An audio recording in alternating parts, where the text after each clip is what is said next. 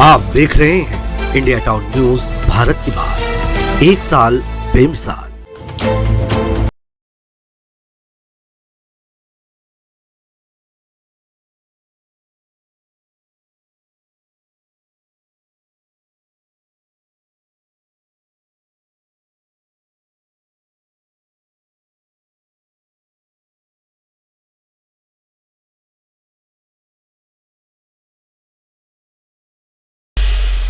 Frame बन चुका था कि इनको फंसाने का है और लोगों ने फंसाया। जो मुसलमान शिवसेना में नहीं है वो राष्ट्रभक्त नहीं है। छत्तीसगढ़ में शिवसेना सीधे तौर पर गुंडों की पार्टी मानी जाती थी। हम लोग के पास में थॉट्स है, सिद्धांत है। सीधे तौर पर लॉरेंस के पक्षधर हैं आप। न धंधा था, न पानी था, न पैसा था, लेकिन मैंने एक ही लक्ष्य रखा।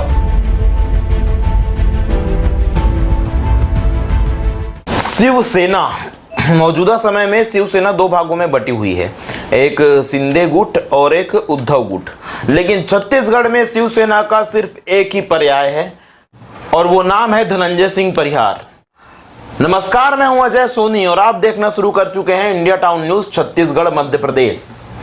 तीखे सवाल में आज मेरे साथ मौजूद हैं पिछले 40 वर्षों से छत्तीसगढ़ के शिवसेना की कमान संभाले धनंजय सिंह परिहार जी। बिना किसी लाग लपेट के, बिना किसी परिचय के सीधे चलते हैं धनंजय सिंह परिहार जी के पास। भैया नमस्ते, कैसे हैं आप? फिट। तकरीबन 4 दशक से शिवसेना की कमान आपके हाथ में है। जब आप बने थे तब की शिवसेना में और 40 वर्षों के बाद अब की शिवसेना में क्या कुछ अंतर महसूस करते हैं? बहुत अंतर है। उस वक्त तो 1984, 85, 86 में तो रिएक्शनरी ऑर्गेनाइजेशन था। उस वक्त सिखों का प्रॉब्लम चल रहा था, हिंदुओं को मारते थे। फिर हिंदुत्व को लेके सिखों के ने जब मारना चालू किया लगातार खालिस्तानियों ने, तब हर जगह पर हिंदू शिवसेना, हिंदू रक्षा समिति पंजाब पटियाला से बनना स्टार्ट हुई। और उसके बाद में फिर जब हम लोगों ने सब तरफ देखा तो फिर मुंबई में बड़े भारी दंगे हुए, जिस दंगों में शिवसेना की भूमिका सबसे अहम रही। और बाला साहब का जब उसमें इंटरव्यू हम लोगों ने सुना तो हम लोग को समझ में आया कि हिंदू रक्षा समिति और हिंदू सुरक्षा दल वगैरह सब अपनी जगह पे, हिंदू शिवसेना अपनी जगह पे, जो सिर्फ पंजाब और इटसेल्फ वहीं पे काम करती थी। लेकिन एक शिवसेना ऐसा लगा कि लोग देश भर में काम कर सकेंगे क्योंकि इनकी सोच देशभक्ति की है और राष्ट्रभक्ति की है, हिंदू के हितों के लिए। तो हम लोगों ने शिवसेना उस वक्त पे ज्वाइन किया। लेकिन उस वक्त जो था वो रिएक्शनरी ऑर्गेनाइजेशन था और उस ज़माने से आज के ज़माने में बहुत पानी बह गया। अब हम लोग के पास में थॉट्स है, सिद्धांत है, हमारे को लाइन मालूम है कि हमको क्या काम करना है और उस काम को अंजाम लाने के लिए प्लानिंग क्या करना है, कैसे प्रोग्रामिंग करना है और कैसे इवेंट्स को हम लोग को डिसाइड करना है, ये हम लोग के पास अब है। धनंजय भैया, शिवसेना लगातार वर्किंग में भी रही है, आम जनता के बीच भी रही है, तरह तरह के आंदोलनों में भी रही है। क्या कुछ वजह है कि छत्तीसगढ़ में या फिर मध्य प्रदेश में या फिर महाराष्ट्र की बात करें तो पूरे देश में कहीं भी प्रचंड बहुमत की सरकार में शिवसेना आज तक नहीं आ पाई है? देखिए, प्रेजेंटेशन का फर्क होता है और शिवसेना में अधिकतर वो लोग हैं जो हमारे छत्तीसगढ़ में लगभग 60-70 हज़ार मेंबर्स होंगे, जिसमें हर जात के लोग हैं। SC भी है, ST भी है। हम लोग तो मानते ही नहीं जाति प्रथा को, लेकिन छत्तीसगढ़ में जैसा मुसलमान भी हैं, मुस्लिम्स भी हैं, लेकिन बहुत कम है। जो राष्ट्रभक्त मुसलमान है वो हम लोग के साथ हैं और जो मुस्लिम्स अलग सोच रखते हैं या पाकिस्तान के प्रति जिनका भाव ज़्यादा बेहतर होगा वो हम लोग के साथ नहीं रहते। मतलब जो मुसलमान शिवसेना में नहीं है वो राष्ट्रभक्त नहीं? नहीं, ऐसा नहीं है, क्योंकि अगर कोई कांग्रेस में भी है, भाजपा में भी है, कई कांग्रेस में हिंदूज ऐसे हैं जो कि राम को भी उल्टा सीधा बोलते हैं, सनातन को उल्टा सीधा बोलते हैं। और अगर कोई सनातन को गाली बकता है तो कांग्रेस क्या और ऐसे तमाम इनके 32 पार्टियां जो इनकी पार्टी है इंडी ऑर्गेनाइजेशन, उसमें से भी लोग, जिसमें से सारे लोग हिंदू हैं, वो लोग भी विरोध दर्ज नहीं कराते। तो वो लोग भी तो देश के एंटी है ना, एक प्रकार से सनातन के एंटी हैं, हिंदुत्व के एंटी हैं। तो इसलिए हम लोगों को लगा कि जैसे हम लोगों ने काम करना चालू किया तो गरीब वर्ग ज़्यादा है, तो ये जो खुद साइकिल में घूम रहा है वो साइकिल वाले को ही प्रभावित कर पाता है, वो स्कूटर वाले को या कार वाले को प्रभावित नहीं कर पाता। और यहीं से प्रॉब्लम स्टार्ट होता है। फिर धीरे धीरे हमारे राजनीति में, हमारे देश की और हमारे प्रदेश में भी पैसा बहुत तेज़ी से इन्वॉल्व हुआ और पैसे के साथ बड़ी पार्टियां छत्तीसगढ़ में 2 ही थीं, जिसमें एक भाजपा और एक कांग्रेस। और जितना पैसा इन दोनों पार्टियों ने छत्तीसगढ़ में डाला है, इन लोगों ने छत्तीसगढ़ राज्य के लिए कोई काम नहीं किया ना, ये आपको मालूम होना चाहिए। पूरा शिवसेना ने किया। अटल बिहारी वाजपेयी जी स्वर्गीय ने घोषणा किया, वो अलग बात है, लेकिन जितना आंदोलन था छत्तीसगढ़ में उसको हमने किया और हमको गर्व है। चाहे दिल्ली की रैलियाँ हो, भोपाल की रैलियाँ हो, छत्तीसगढ़ के कोने कोने की रैलियाँ हो, पैदल यात्राएं हो, और कोई भी रैली हो, सब हमने किया। और बनाने का श्रेय हमको इसलिए नहीं मिला क्योंकि हो सकता है कि लोगों को लगा होगा कि इनके जैसे पार्टी को अगर आगे बढ़ने देंगे तो छत्तीसगढ़ में ऐसे गर्म दल की शायद आवश्यकता नहीं है। छत्तीसगढ़ थोड़ा शांत इलाका है, इसलिए दोनों पार्टियों का समझौता हुआ होगा। छत्तीसगढ़ शांत इलाका है। छत्तीसगढ़ के शांत इलाके की बात आपने की तो मुझे एक वाकया याद आता है कि छत्तीसगढ़ जैसे शांत इलाके में भी तकरीबन 24 साल पहले वर्ष 2000 में हत्या के आरोप में आप खुद जेल में थे। तो जब छत्तीसगढ़ शांत इलाका है और आप खुद हत्या के आरोप में जेल में थे। आपने सही बोला, आरोप था। और उस वक्त प्रथम सरकार बनी थी, अजीत जोगी जी की सरकार बनी थी, और हम लोगों के धरने और आंदोलन बहुत तीव्र थे, बहुत तीव्र थे।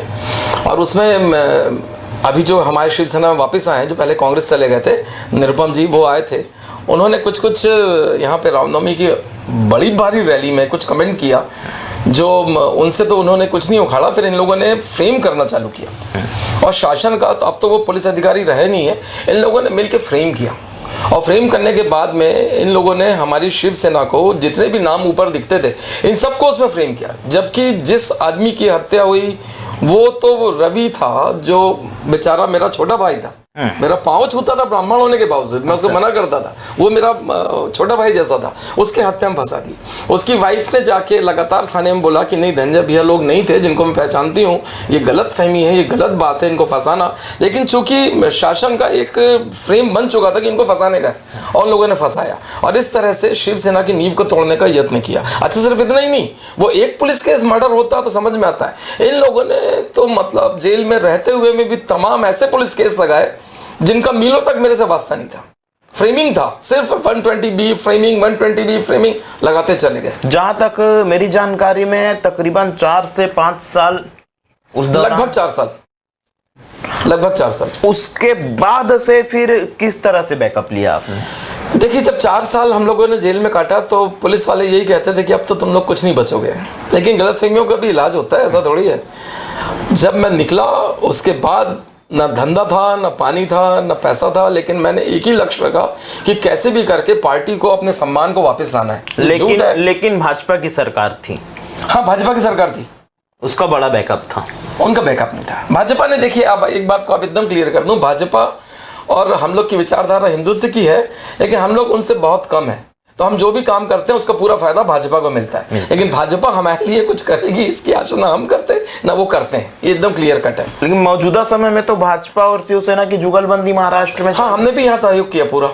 हमारे भी अगर विधानसभा चुनाव में हमने सहयोग किया, अभी भी जो उपचुनाव हो रहा है उसमें हमने इनको मदद किया हुआ है, हमने समर्थन दिया हुआ है, वो डिफरेंट है, वो मैटर। लेकिन जैसे मदद की बात अपन करेंगे ना कि आपके साथ उठ बैठ रहे हो, गल भैया हो, इस टाइप की कोई भी नहीं है, ना कोई बातचीत है, ऊपर से जो डिसाइड होता है। आप छत्तीसगढ़ में शिवसेना के प्रदेश अध्यक्ष हैं, आपके द्वारा की गई मदद के एवज में भाजपा से क्या कुछ मदद मिल पाती है? संगठन के रूप में, व्यक्तिगत रूप में, या किसी भी रूप में? नहीं, देखिए, भाजपा के जो संगठन का कैडर है वो हम लोगों को व्यक्तिगत तौर पर ही जानते हैं कि हाँ ये फलाने हैं, ऐसा करके जानते हैं। व्यक्तिगत मित्रता है तो व्यवहार करते हैं। एज ए पार्टी अध्यक्ष होने के नाते अगर वो व्यवहार करें तो ऐसा होता नहीं, वो ऐसा नहीं करते। ये कांग्रेस कर देती है, एज ए पार्टी अध्यक्ष वो व्यवहार कर देते हैं, जिनसे मेरे व्यक्तिगत संबंध है भाजपा में, ये लोग भी कर देते हैं।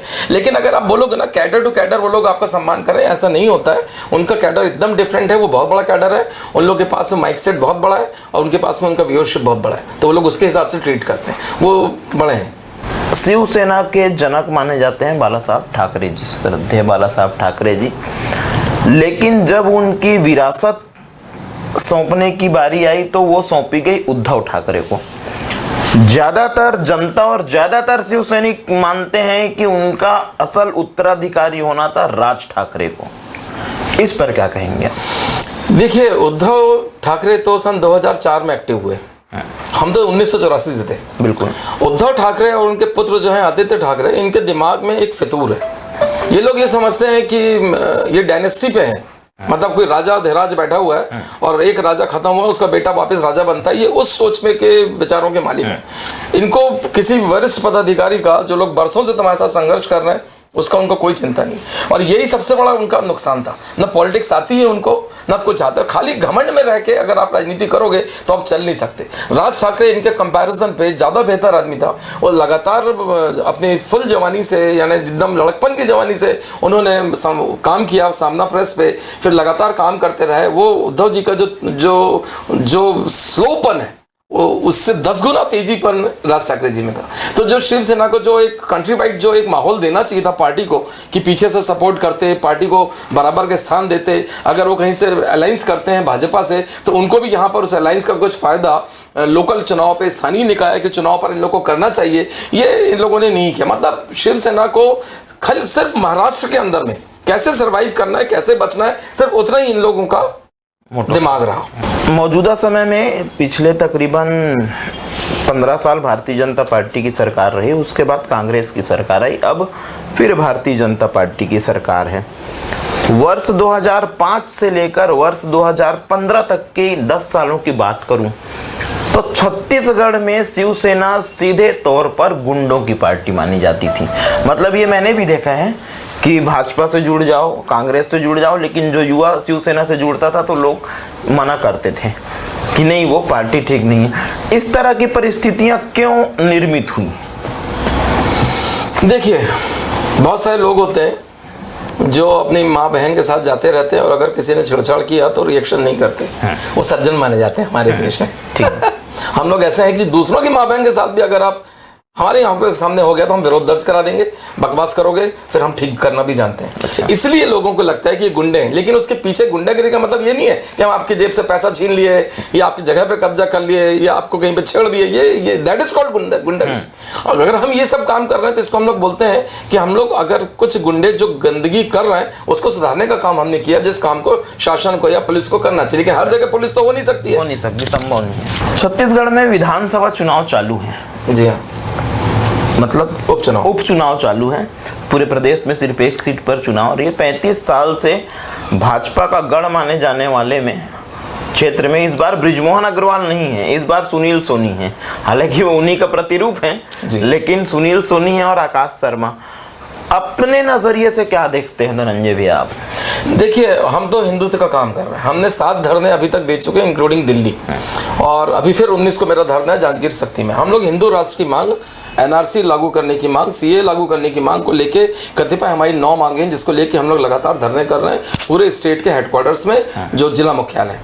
हम तो यही चाहेंगे कि किसी भी एट एनी कॉस्ट जो हिंदुत्व के लिए चलता हो, इंडिविजुअल शख्स चल रहा है नहीं चल रहा उस पर मैं नहीं जा रहा, लेकिन पार्टी अगर किसी लाइन पे चल रही है तो हम लोग उनका सपोर्ट करते हैं। और हम जो भी काम करते हैं, जैसे हम हिंदुत्व का कुछ काम करेंगे उसका फायदा, हम चुनाव नहीं खड़े हो रहे हैं तो जो भी हिंदूवादी पार्टी से खड़ा होगा उसको उसका फायदा मिलता है, शिवसेना का फायदा मिलता है। फ्रेम बन चुका था कि इनको फंसाने का है और लोगों ने फंसाया। जो मुसलमान शिवसेना में नहीं है वो राष्ट्रभक्त नहीं है। छत्तीसगढ़ में शिवसेना सीधे तौर पर गुंडों की पार्टी मानी जाती थी। हम लोग के पास में थॉट्स है, सिद्धांत है। सीधे तौर पर लॉरेंस के पक्षधर हैं आप। न धंधा था, न पानी था, न पैसा था, लेकिन मैंने एक ही लक्ष्य रखा,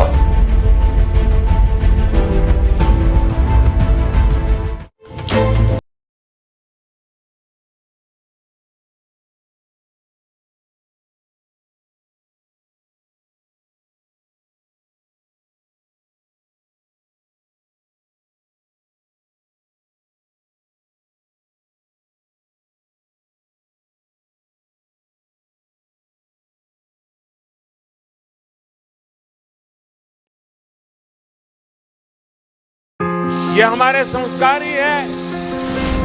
भारत को भी मां के रूप में देखते हैं, खुद को मां भारती की संतान मानते हैं। महिला सशक्तिकरण और महिलाओं पर होने वाले अपराधों पर लगाम लगाने शासन प्रशासन के साथ ही इंडिया टाउन न्यूज की मुहिम। अगर किसी भी महिला और लड़कियों के साथ किसी भी तरह के अपराध, ब्लैकमेलिंग, धमकी, दबाव बनाने की कोशिश, अनैतिक कार्य करने की मंशा या छेड़छाड़ आदि होती है या अपराध होने की सूचना मिलती है तो आप सभी बिना खौफ के अभिव्यक्ति ऐप पर अपनी शिकायत करें। साथ ही 112, 1098 और 100 नंबर पर डायल करने के अलावा इंडिया टाउन न्यूज के मोबाइल नंबर 077-4463637 पर भी अपनी सूचना दें। पुलिस प्रशासन के साथ मिलकर इंडिया टाउन न्यूज भी आप तक जरूरी सहायता पहुंचाने आपकी मदद करेगा और किसी भी सहायता के लिए इंडिया टाउन न्यूज आपके साथ होगा हमेशा। महिला सशक्तिकरण को लेकर चलाई जा रही इस खास मुहिम से हर आम और खास नागरिक जुड़ सकते हैं और महिलाओं की सहायता में अपना सहयोग दे सकते हैं। इंडिया टाउन न्यूज का प्रयास है देश की हर महिला, बहन और बेटी सुरक्षित रहे। खुलकर जिए और खिलकर जिए। इस मुहिम से जुड़े अभी कॉल करें 07744636337। इस नंबर पर महिला अपराध पर इस ऐप में करें शिकायत। बहुत अच्छी पहल है इंडिया टाउन न्यूज़ की और मैं बधाई देता हूं सबसे पहले टीम को कि इतने संवेदनशील विषय पर आप लोग काम कर रहे हैं। मेरी सबसे यही अपील है, जितनी भी माताएं बहनें हैं और इवन जितने पुरुष और बच्चे हैं, आप लोग बिना किसी डर के, बिना किसी संकोच के अगर आपके खिलाफ कोई भी घटना घटित होती है उसकी तुरंत रिपोर्ट नज़दीकी थाना या चौकी में करें।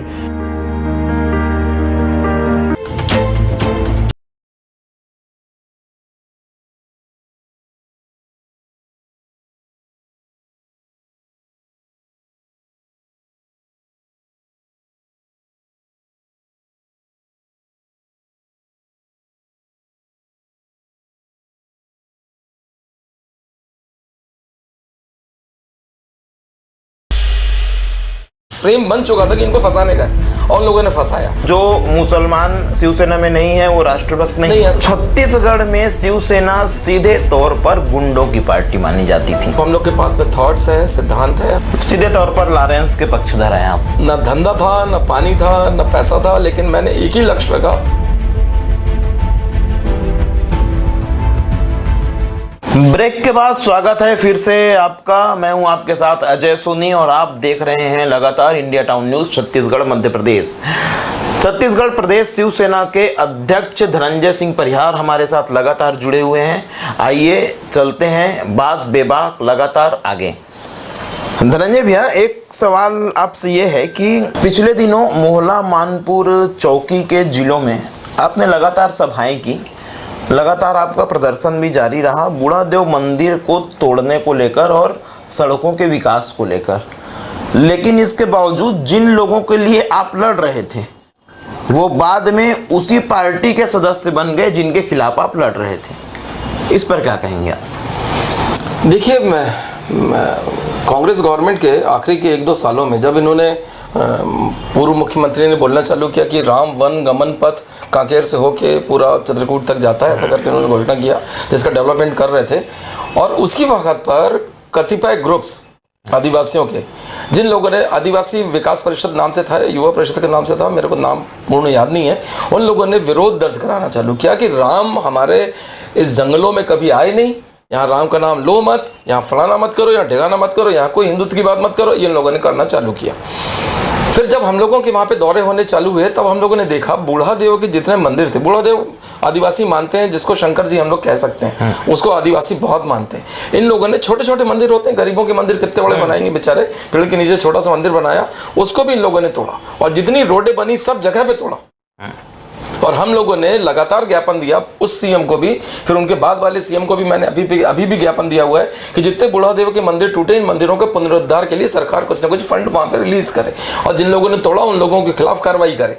लेकिन वो सो कॉल्ड राजनीतिक पार्टियों में शामिल हो गए, वही ग्रुप पूरा का पूरा सो कॉल्ड राजनीतिक पार्टियों में शामिल हो गए। सो कॉल्ड से याद आया कि एक सो कॉल्ड बहुत बड़े गैंगस्टर का नाम लगातार सुर्खियों में है, लॉरेंस बिश्नोई का जी। तो लगातार वो सलमान खान को मारने की धमकी दे रहे हैं। पिछले दिनों तो रायपुर, आपके रायपुर शहर से भी किसी ने शाहरुख खान को मारने की धमकी दी है। तो हिंदूवादी नेता होने के हिसाब से आपको क्या लगता है धनंजय सिंह जी की सलमान खान को माफ़ी मांग लेना चाहिए या लॉरेंस को मांग लेना चाहिए? गलती किसकी? देखिए, मैं आपको आज से 5 साल पहले से बताना चालू करता हूँ। तब सोशल मीडिया पे, खास तौर पे इंस्टाग्राम या FB पे या फलाने पे ठिकाने पे हिंदूवादी बातें जैसे 20 कमेंट होते थे तो उसमें से 1-2 आदमी ही कमेंट करता था जिसमें भी हिंदू भी और मुसलमान भी विरोध करते हैं। अभी ये हालत हो गई है कि अगर 100 कमेंट हैं तो 100 में से 80 कमेंट हिंदूवादी हैं। ये परिवर्तन, ये जो मैंने इन 3-4 सालों में देखा, ये पिछले मैंने 20 सालों में नहीं देखा था, जो अभी देखा। और अभी हिंदुत्व का लहर इतना तेज है और विश्नोई अगर कुछ कर रहा है, वो जेल में है, क्रिमिनल है, फलाना ठिकाना, वो अपनी जगह पर है, लेकिन अगर उसने बोला कि तुमने ये मारा है, उसको तुम जाके माफ़ी मांग लो, इस सलमान खान बेवजह उसमें अपना अकड़ूपन दिखा रहे हैं और 50 गार्ड्स लेके आप घूम रहे हो। कोई नहीं जी, जाओ माफ़ी मांगो, खेल खत्म करो विश्नोई समाज से। जब वो खुद बोल रहे हैं मंदिर आ जाओ, माफ़ी मांग लो, बात खत्म हो जाती है। इतना भी लीनियंट वे में अगर आपको माफ़ किया जा रहा है तो आप करना क्यों नहीं चाहते हो? आखिरकार कौन है जो उनको इस बात के लिए विरोध दर्ज कराना है? उनको जाके माफ़ी मांगना चाहिए, इस मुद्दे को यहाँ खत्म करना चाहिए, मेरा तो ऐसा सोचना है। सीधे तौर पर लॉरेंस के पक्षधर हैं आप? इनडायरेक्टली, लॉरेंस के नहीं, उसके इस पर्टिकुलर विषय पर जो उसने कमेंट किया कि आप माफी मांग लो, और विश्नोई समाज ने भी बोला राजस्थान में कि अगर आप माफी मांग लेते हो तो हमें कोई आपत्ति नहीं है। शिवसेना के आप प्रदेश अध्यक्ष हैं, हिंदुत्ववादी विचारधारा के आप माने जाते हैं जी। जहाँ तक मेरी जानकारी में लगातार नशे के खिलाफ आपने आंदोलन भी किया। अभी कुछ देर पहले भी हमारी बात हो रही थी कि डीडी नगर थाने के खिलाफ और चंगोरा भाटा के मामले में भी आप नशे के विरुद्ध हैं। बावजूद इसके विरोध के सारी चीज़ों के बाद भी धनंजय सिंह परिहार जी का मूल व्यवसाय शराब का ही है, तो क्या ये दोहरे चरित्र वाला मापदंड नहीं है? ये दोहरा क्यों? ये 5वां चरित्र है ये तो। अच्छा, हर नेता के 50 चरित्र है, मेरे तो 5 ही हैं। अच्छा। और गवर्नमेंट का लाइसेंस है, देखिए मैं तो ये मजाक की बात है, गवर्नमेंट का लाइसेंस है और मेरे पास लाइसेंस आज का नहीं, ये लाइसेंस मेरा 20 साल से पुराना लाइसेंस है। ये क्लब का लाइसेंस है और इस लाइसेंस के तहत में हम लोग दारू बेचते हैं। ठीक है सर, ये हमारा व्यवसाय है। व्यवसाय डिफरेंट है। आज हम सरकार से अगर डिमांड करते हैं कि आप दारू बंद कर दो, तो अवैध दारू बंद करने की हम बात करते हैं। और किसी सरकार में दम नहीं है, मैं आपको फिर बता रहा हूं, किसी सरकार में इस देश में दम नहीं है कि वो दारू का व्यवसाय बंद कर दे। अब बंद कर दे तो भिखारी नहीं बन जाए तो आप मेरा नाम बदल। राजस्व की सिर्फ दारू ही है जिससे राजस्व मिलता है, सिर्फ जिससे दारू से ही राजस्व पा रहा है, जिससे सरकारें चल रही हैं, जो डेवलपमेंट थोड़े बहुत दिखते हैं राज्य सरकार के द्वारा, उस दारू के पैसे से होती है। बाकी किसी पैसे से इंफ्रास्ट्रक्चर और तनख्वाही खा जाते हैं और कुछ नहीं होता है। तो ये हालत है। तो दारू व्यवसाय, ठीक है, दारू बुराई है, मैं भी उसका विरोधी हूं, मैं भी दारू नहीं पीता हूं, लेकिन मैं कह रहा हूं ना, आप बंद कर दो, हम भी बंद कर देंगे। हम अवैध का विरोध करते हैं, हम सूखे नशे का विरोध करते हैं, हम हेरोइन का विरोध करते हैं, हम गांजे का विरोध करते हैं, हम ऐसी सारी चीजों का विरोध करते हैं। और मेरे व्यवसाय में एक भी बूंद दारू, एक बूंद बोल रहा हूं मैं आपको, बाहर की दारू नहीं मिलेगी। जो नॉन ऑथराइज दारू है वो नहीं मिलेगा, गांजा नहीं मिलेगा। एक भी गंदी चीज अगर मिल गई तो मैं व्यवसाय छोड़ दूंगा। सर, आप बेचकर छत्तीसगढ़ सरकार को मदद कर रहे हैं, आप सीधे तौर पर सरकार की दारू बेचते हैं, सरकार का ही दारू बेचते हैं। एक निजी सवाल, उसके बाद मैं सीधे इंटरव्यू को खत्म करूंगा कि 40 साल के शिवसेना के कैरियर में तमाम लोग आपके साथ जुड़े होंगे, तमाम लोगों ने आपका साथ भी छोड़ा होगा। कुछ ऐसे लोग जिनके छोड़ने से आपको दुख हुआ हो, या कुछ ऐसे लोग जिन्हें ना चाह कर भी आप ढोरे हैं, नाम लेना संभव नहीं होगा। नहीं, देखिए, जितने लोग भी छोड़े उसमें से बहुत सारे लोग काबिल भी थे और बहुत सारे नाकाबिल भी थे। लेकिन मेरा तो ये सोचना है कि संगठन में सारी मुंडियां होती हैं और संगठन में अपन ये पिकअप नहीं कर सकते कि तुम अच्छे थे इसलिए तुम मेरे साथ ही रहो, या बुरे थे तो तुम चले जाओ। ऐसा नहीं होता है, सब साथ साथ चलते हैं, क्योंकि समाज से ही संगठन बनता है। तो जो हमारा संगठन है, ये हम लोग अगर हिंदुत्व की मांग को लेकर चल रहे हैं, तो मुझे मालूम है कि हर आदमी का कहीं ना कहीं पर कुछ ना कुछ वक्त पे हम फायदा ले सकते हैं। पार्टी के लिए, देश के लिए, हिंदू हित के लिए, छत्तीसगढ़ के लिए हम उसका फायदा ले सकते हैं। इससे मैं एक भी मुंडी कम होने देना नहीं चाहता। लेकिन चूंकि व्यक्तिगत महत्वाकांक्षा लोगों की बढ़ती है तो आदमी शिफ्ट होता है। उनको किसी को प्रदेश अध्यक्ष लिखाना है, किसी को कुछ और लिखाना है, तो वो उनकी मर्जी है। लेकिन मेरा ऐसा उद्देश्य कभी नहीं रहा कि किसी को किनारे लगाऊं या किसी का अपमान करूं। और जाने का दुख तो है मेरे को, बहुत सारे ऐसे काबिल लोग थे, बहुत काबिल लोग थे जो चले गए। जो आज सब साथ होते तो छत्तीसगढ़ में पताका हम लोग फहरा दिए होते। वो तो 4 साल जो जेल जाना पड़ा वो डिफरेंट है, नहीं तो आज छत्तीसगढ़ में हमारे विधायक होते 10 से 15। आप देख रहे थे मेरे साथ तीखे सवाल में छत्तीसगढ़ शिवसेना के प्रदेश अध्यक्ष, सिंधे गुट के शिवसेना के प्रदेश अध्यक्ष धनंजय सिंह परिहार जी को। बिना लाग लपेट सीधी बात लगातार हमने उनके साथ की।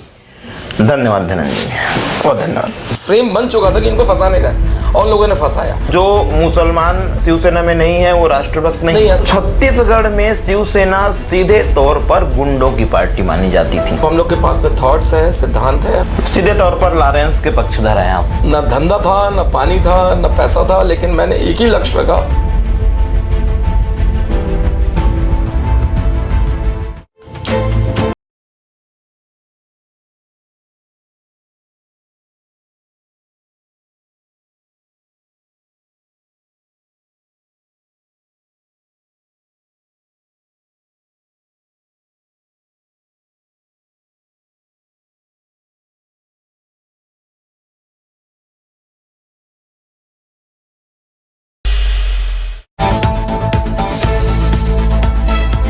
आप देख रहे हैं इंडिया टाउन न्यूज, भारत की बात, एक साल बेमिसाल।